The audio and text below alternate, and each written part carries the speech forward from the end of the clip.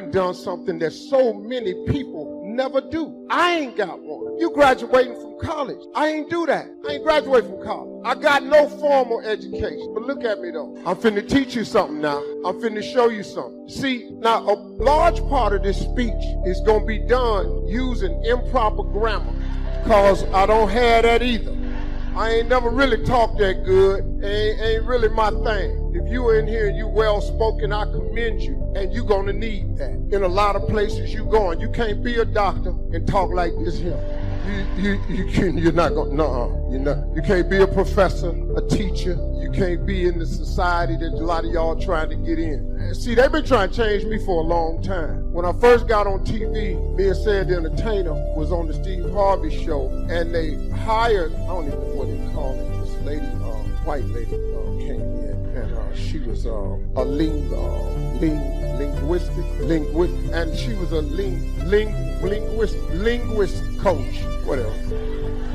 And when she came in the room, I was confused. Me and Said was sitting there because she didn't have no pots with her or nothing, because I thought that was pasta. So when she came in there with the linguistics, whatever, I thought it was a cooking class for pasta.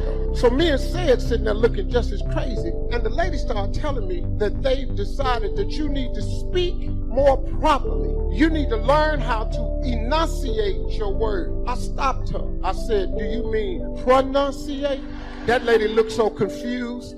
This is a true story. And she said, no, Mr. Harvey, if you hope to one day be in millions of homes across America, you're going to have to be more verbally communicative and more understood. I said, that ain't how I do. She looked so confused. She said, you're going to have to change the way you sound. I said, let me ask you something. Which one of these sound better to you? I am broke or I'm is rich?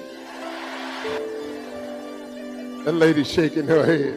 It's all right. When you leave here, young people, my message is really for everybody in this building. I want to challenge you to something today. See, I don't know what the theme of your graduation is. You know, you go to these places and they have fire and spirit. They have a theme of excellence is worth excelling. I don't know what your theme is. I didn't ask nobody. You know, they might have emailed it to me, but I got 2,500 unread emails in my email box right now. But I want to challenge you something. What you've done up until now has been an amazing accomplishment. I take my hat off to you. What you've accomplished shouldn't be played short. And you have so far to this point become successful. But I'm challenging everybody in this graduating class. See, being successful is what everybody wants. Everybody I know want to be two things. They want to be happy and they want to be successful. But I'm going to challenge you today. I want you to go a little bit past successful. I want somebody in here to go up out of here and be great.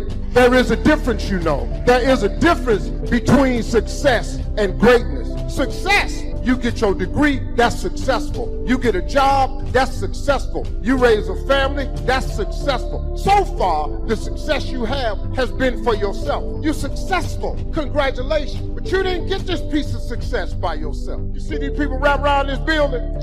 You think you proud. Lord have mercy. There's some people up there got their chest stuck out so far.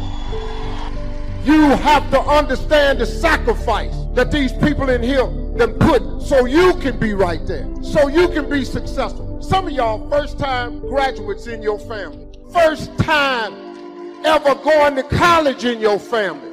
Some of y'all trying to continue a legacy of people around here that have been to college and want their kids to graduate too. Whatever the case though, people up in here, man, sacrifice for you to get here so you could be successful. You went to college to become successful. But I'm gonna ask you something. I need 30 of y'all to go out of here and be great. I need just 30 to go be great. You know, there's a difference, you know. Success is for yourself. You know, they told me one day, said, man, you know, basketball player get a big contract. He's successful. Great. No. He ain't great. He's successful. You make $100,000 a year. You ain't great. You successful. I want you to great. I want you to go out of here and be great. You know the difference between great and success? Great people change other people's lives.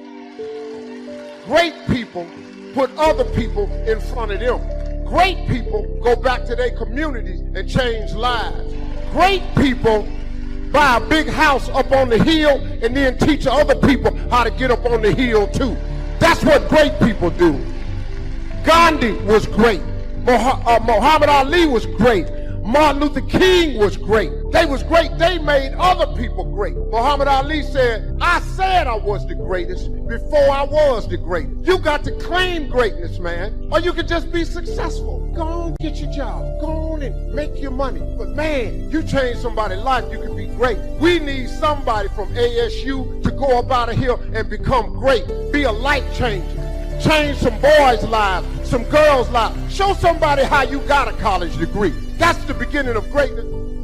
Just keep a journal, right? If I was here, I had my journal, I'd be taking notes, right? These 2 days in my journal. Now, if you're caught without your journal, you just take the notes. When you get back home, you put those notes in your journal, throw the paper away. Because we don't usually go through paper to review. But see, my journals now make up a significant part of my own library. My journal's all reserved privately for my children and my grandchildren. Can you imagine what I've collected over the years? It's unbelievable. There are 3 treasures to leave behind. Here they are. Number 1, your pictures. Don't leave the event unrecorded. It takes only a fraction of a second to say, here's who I was with. When I travel the world, we take all these pictures. And here's one of the gifts. People send me the pictures they took of me and them. It's part of the treasures I have on the farm. Incredible. A picture's worth 1,000 words to describe the scene, the emotion, what happened. Say, wow, this was an extraordinary day for me when I met these people. Here's what they told me happened to them when they went to my seminar 10 years ago. Wow, the drama comes back if you've taken the pictures. It's one of the treasures to leave behind when you go. Remember the old photographs that we have now of, 100 years ago,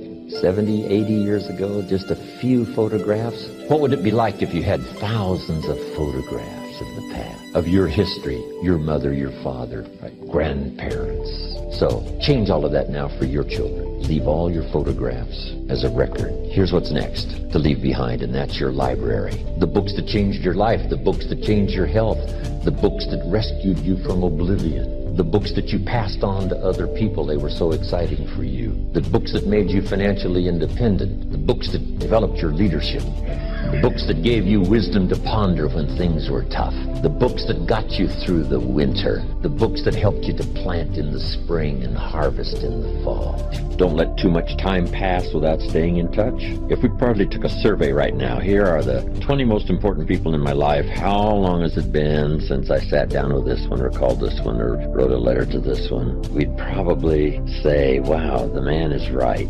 Just that little comment, making a list of 20 and saying how long has it been, I can see where for some of them it's been too long. That are considered very close friends. We just have to pay more attention. And I just now thought about that. Make a list of 20 and say, how long has it been? We try to think of it. We make a phone call. I say, wow, it's been too long. Got to have lunch. We got to get together. And some that may live in your own community where it's a little easier to stay in touch. But, some of our friends are not close by. Staying in touch is just a vitally important part of developing a good relationship. Take care of those things that matter. What doesn't matter to you, say if nobody calls me on my birthday, that doesn't matter. But for someone else, it does matter. So you just make sure that gets done. Those kind of things. It's easy, especially in a busy society. And like myself, getting on an airplane, flying off to some other country and be so busy doing that and the preparation for doing it and then recovering when you get home, it's easy to let things slide. But we always later have some regrets that we didn't stay in touch more often, especially somebody older that passes, right? We say, wow, I should have made more phone calls and stayed in touch. But whatever it takes to keep a good relationship going, it's like tending a garden. You can't let it go too long without tending the things that matter, making sure it flourishes, something well nourished, which is true of all of our values. We must protect them like a father, nourish them like a mother, to make sure they give us full value. And then be of full value to someone, not that you have to be around all the time, but to be available. There's an ancient phrase, here's what it says: if you try to save your life, you will lose it. But if you will lose your life, meaning if you will invest your life, that's the best way to save it and to multiply it many times over. So here's the phrase: investing life into life has the potential of creating miracles. Investing life into life. Investing life into life creates a new baby. But investing life into life with ideas, information, association, influence can create enterprise, can create a corporation, can create a business, can create a movement, can create something that benefits many more people than just those few that might have invested in each other's lives. So that should be one of your goals, is to be valuable enough to invest in somebody else's life, starting first if you're married with your children, and then invest in each other. Marriage and friendship, these associations are a chance to invest in each other, a business enterprise.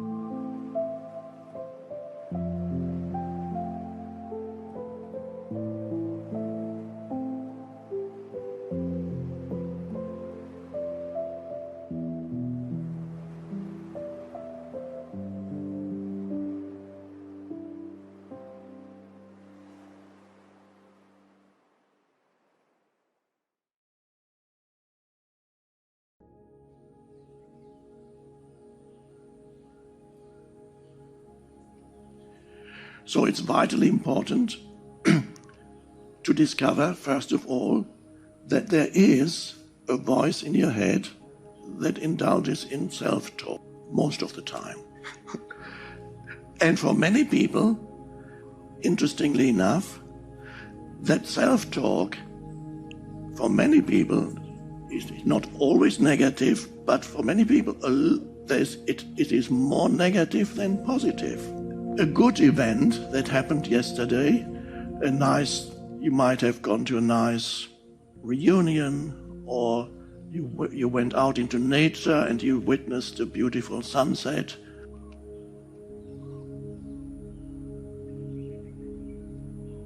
Okay, you can remember it today and think that was a beautiful sunset, or we had a nice talk yesterday. But you can't do that much thinking about a nice event. But the mind, when there's something negative that happens yesterday, somebody offended you or didn't give you the attention that you wanted from him, then you can start thinking of how, oh my God, what he did, he's really... Next time he does that, I'm going to say that, or he really should. Why doesn't he? You can go on for a long time dwelling on something negative, much longer than dwelling on something positive. It is so, seemingly a negative event is much more food for useless mind activity than a positive event. And this is why for many people, a significant percentage of their mind activity is negative. For some people, it is almost 100% negative, but it is unlikely that these people would get a job in this company because your predominant state of consciousness, your predominant mental emotional state, there's a certain correlation between who you associate with, where you find yourself, and even what kind of things happen to you. There is a correlation which is not always immediately recognizable, but there is a correlation between a person's predominant mental emotional state and who they are with, who their friends are, where they work, and even what happens to them. So if you are in a very negative state a long time, you tend to attract also negative events, but you can only have to find that out for yourself. I'm not saying believe me. I know it from my own life, because when I first discovered this, I was still very young. I discovered that there is a correlation between my mind activity and what happens to me. I found a book several books that somebody left with us when I was 17. And there, for the first time, I read about a person's mind, and I suddenly realized my mind was predominantly negative, because I was a very unhappy child. And so my childhood was not pleasant. And so the initial conditioning of my life was that my mind was continuously commenting and saying how bad my life was. And whenever something bad happened to me, I had a phrase that would occur again in my mind that, of course, bad things always happen to you, don't they? They're bound to happen to you. It always happens to you. So I was talking to myself and saying that bad things would always happen to me, and they did. So you can discover first that the spiritual awakening is to discover that there is continuous mind activity. Well, the first book was called Extreme Ownership. And what that means is you're not going to make any excuses. You're not going to blame anyone else. You're going to take ownership of whatever happens. And when something goes wrong, instead of pointing fingers and blaming someone else, you're going to take ownership of that problem. You're going to take ownership of figuring out what the solution to that problem is, and you're going to take ownership of implementing that solution. So that is the number one thing that I'm looking for a leader to do, is to take ownership of the problems. And again, we called that extreme ownership. And it was one of those things that was very easy to see in a SEAL platoon, because when someone doesn't take ownership and starts pointing fingers and blaming, well, like for instance, right now, if I started pointing my finger and blaming you for something, what's your natural reaction going to be? You get defensive, get upset. I mean, it's not my fault this broadcast isn't what I wanted it to be. Exactly. And then what happens is we have a team where I'm pointing the finger at you, you're pointing the finger at someone else, and now we have no one taking ownership of the problems, and therefore the problems never get solved. The opposite of that is when you have a good leader that steps up and says, hey, Ben, you know what? This broadcast didn't go the way I wanted it to. I should have done a better job preparing for your questions. I'm sorry, I apologize. And now instead of you getting defensive, you say, you know what? No, actually, I could have done a better job. And now both of us are taking ownership of the problems and we're going to get them solved. If you're blaming everyone else, I can't control you. I can't control these other things outside. I can't control. The only thing I can control is me. So instead of worrying about who else is causing you problems, worry about what you can do to yourself to improve your station. And if you go down that path, you're going to find you have a lot more control than you think you do. How do we make good decisions? Well, number one, making correct decisions. You got to study. You got to know and understand. You got to know the background. You've got to know the historical outcomes of equivalent type decisions that have happened in the past, similar situations. And if you know the history and you know the background, then you can use those to assess the current situation you're in. And then once you assess the decisions that you can make, assess the possible actions that you can take, and then assess the outcomes that those decisions will have, those actions will have. And when you're doing that, you also have to assess the possibilities of inaction. So a lot of times people forget that one. They don't know if they should do A or B. What they forget is there's also, what if I don't do either? What's going to happen? Sometimes not doing either is good. Or a lot of times not doing either is bad. So you got A or B. What should you do? Maybe sometimes you got to pick A or B. Sometimes, occasionally, it's better not to do anything, and you wait and let the situation develop a little bit more.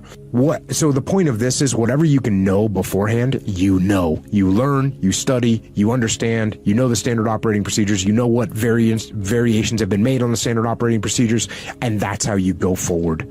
As leaders, I see people getting caught up all the times in little things that will not affect some white belt below them in the chain of commands going all crazy, grabbing their sleeve, and this leader on the top gets concerned about it and puts time and effort into something that doesn't matter, whether it's a little personality rub, a little ego uprising. It's like, should we do it this way or should we do it that way? It doesn't matter. That's a little sleeve grab. It doesn't matter.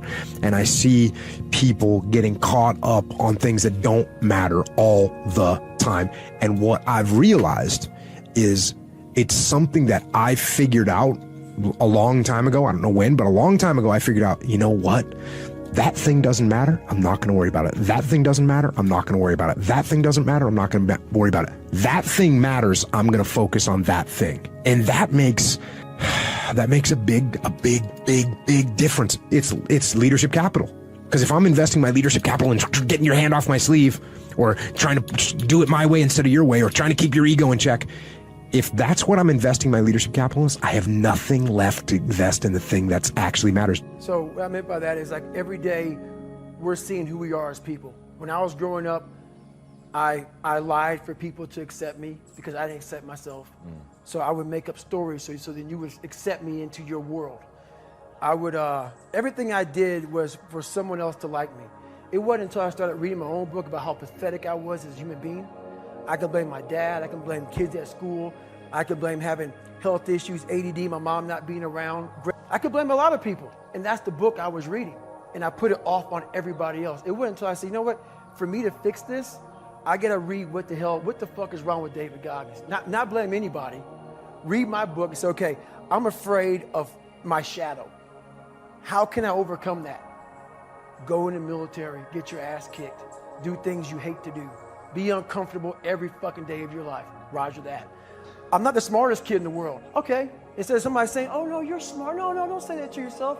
I said to myself, no, I'm a dumb motherfucker. Okay, roger that. How you get smarter? Educate yourself. So the things that we run from the truth. We're running from the truth, man. So the only way I became successful was going towards the truth. As painful and as brutal as it is, it changed me. It allowed me to become, in my own right, who I am today. The first ultra marathon wasn't smart at all. So basically what happened was, I was at military free fall school with Morgan Luttrell. Marcus Luttrell, if you guys don't know, was the lone survivor, the guy. He was in a bad op went bad. He was the only Navy SEAL that lived. Long story short, you gotta get the book, read Lone Survivor, great story. Morgan is Marcus Luttrell's twin brother. And I was there with Marcus. So what happened was myself and Morgan were in free fall school. At the same exact time, Marcus was in the worst incident in SEAL history. So I knew that Marcus might be dead. He wasn't dead. Everybody else was dead. So I actually brought Morgan, I actually told Morgan, hey man, your brother was in a bad incident. I don't know if he's alive. I don't know what's going on. Long story short, Marcus is alive, and I go on to want to raise money for families. All these guys died. They all had kids. I want to raise money for the Special Operations Warrior Foundation.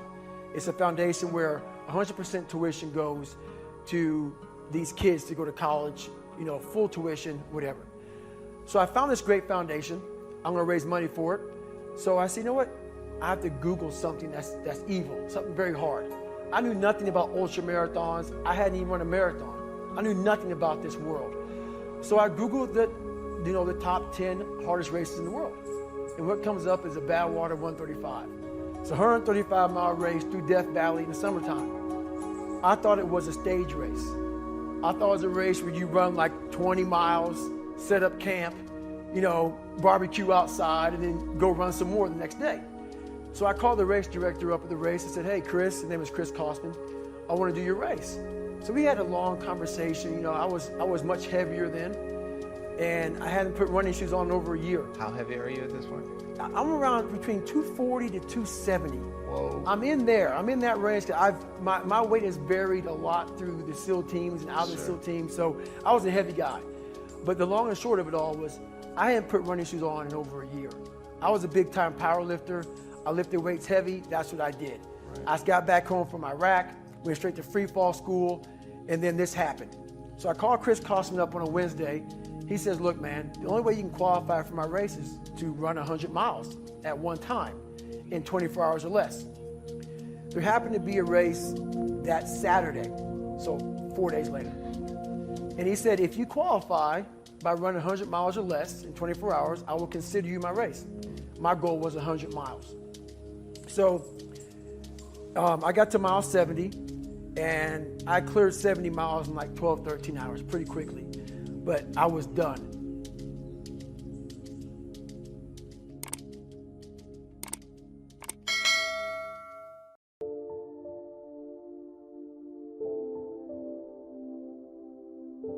Here's another way to succeed by listening. Choose a really successful person and take him or her out to dinner and listen. Ask questions and listen. If a man is poor, he can really help himself by taking a rich person out to dinner and listening. Spend $50, $60, $80, or $100. Go for the full 9 courses. Start with the hors d'oeuvres. Ask questions. The salad takes 15 minutes. Keep the conversation going. The biggest steak in town takes 45 minutes. Keep it rolling. Ask more questions. Pour on the dessert. Stretch the meal about 2 hours. See, if you get someone successful to eat and talk for 2 hours, he or she may drop ideas in your lap that could change your life. Multiply your income by 2, by 3, by 5. But you're right. Poor people don't usually take rich people out to dinner. That's the problem. The man says if he's rich, let him buy his own dinner. I'm not coming up with any money. And besides, if you worked where I work, by the time you struggle home, it's late. You've got to have a bite to eat, watch a little TV, and get to bed. You can't spend all that time trying to find a rich man to feed. And this man's behind on his installment payment. Behind. He's a good worker, hard worker, sincere. But remember, you can work hard and be sincere all your life and wind up broke and unhappy. You've got to be better than a good worker. You've got to be a good listener. The third way to learn from others is to observe. Watch what successful people do. Here's why. Success leaves clues. Watch how the man shakes hands. Spend the money and time and the effort. They're all investments, time, effort, and money. But the payoff is so great, it's hard to compare the cost to the reward. First is the money, and it does take some money. I have a great suggestion for the cassettes and the books and the lectures, the seminars, and the videos you need for a constant flow of ideas and inspiration.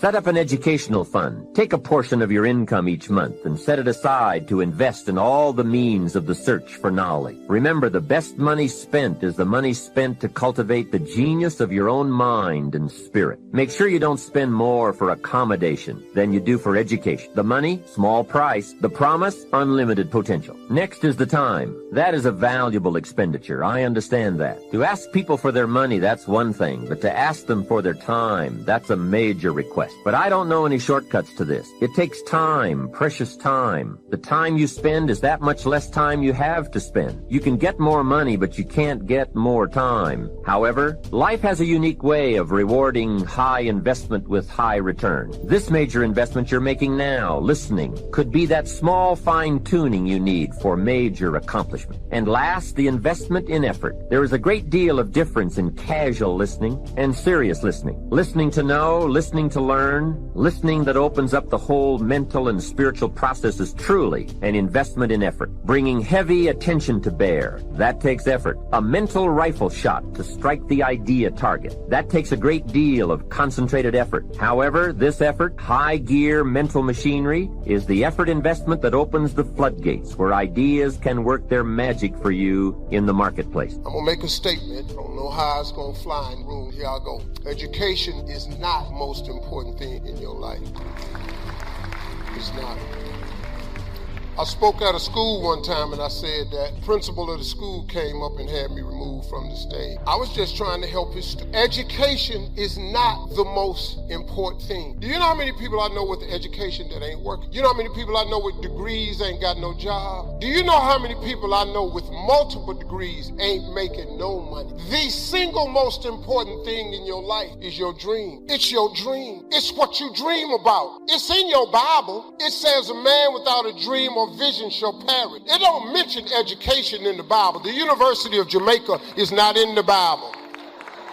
Harvard is not in the Bible. The Bible says a man without a dream or vision shall perish. If you got no dream, if you got no vision, you're sunk. You're done. I'm sorry. I'm just giving you the basics of how to be successful. This is how I got here. 1968, came off school off of a summer vacation. I'm 10 years old. The assignment the teacher had was everybody in the school class, write your name on a piece of paper and what you want to be when you grow up. I wrote on my paper, I want to be on TV. That's what I wrote. That lady said, turn in your paper. She went around the room, called everybody's name up. You had to stand while she read your paper. She read off everybody's name. She saved me for last. She said, little Stevie, come to the front. I'm thinking, okay, this is it. I ain't never had a gold star in school in my life. I've never been recognized for academic achievements in my life. I've never got an award of any kind in my life. Here I come, little Stevie coming to the front. But I was poor. I had to wear my brother's clothes school because I didn't have a comfortable beginning. I wasn't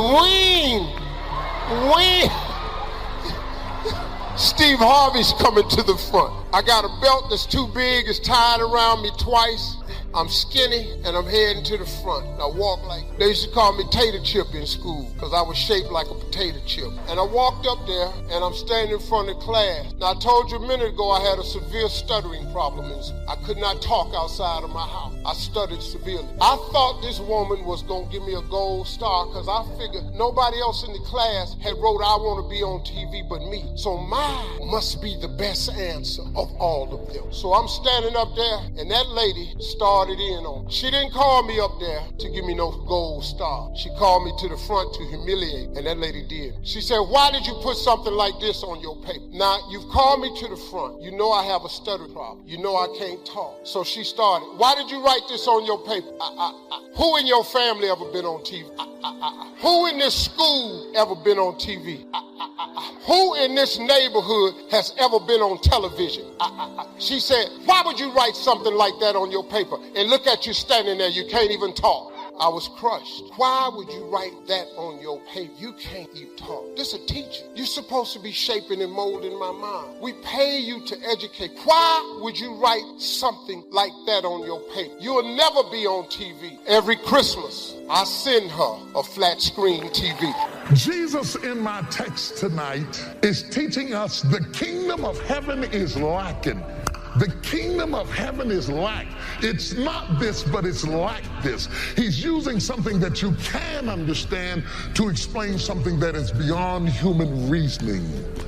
The kingdom of heaven is likened unto a master, he says, who called his servants and gave them. Now, I want you to catch this. You have the master and the servant. And if you read that with your Australian mind or your American mind or wherever you came from, if you read it through the lens of that mind in the society in which you have been raised, in which you have been developed, or in which you have been extrapolated, you will miss the power of these words, because you've got the master, and one translation says the master and the slave, and the master and the slave are worlds apart. Trust me, those are not the same things at all. Jesus existed in an environment where most of the societies in which he lived during his era were in a caste system. It was not a democracy. A caste system suggests whatever status of life you are born in, you belong there. So if you were born a slave, then you stayed a slave. If you were born a master, you stayed a master. If you were born poor, you stayed poor. If you were born wealthy, you stayed wretched. There was no feeling of responsibility to raise one person up into another status of life. It is a caste system, the haves and the have-nots, the ins and the out, the master and the slave, the rich and the poor, and never the twain shall meet. So the whole notion that this master who owns the slave is getting ready to go on a trip, and he doesn't give it to his children, he doesn't give talents to his heirs, he bypasses his neighbors and gives it to a slave, is shocking. You don't give your master stuff to a slave. That's crazy. That's awesome. That's mind-boggling. The slave has been gifted with master stuff. He didn't earn it. He didn't work for it. He didn't labor to get it. He has been gifted. God wants you to understand, as far as the master is from the slave, that's how far we are from God.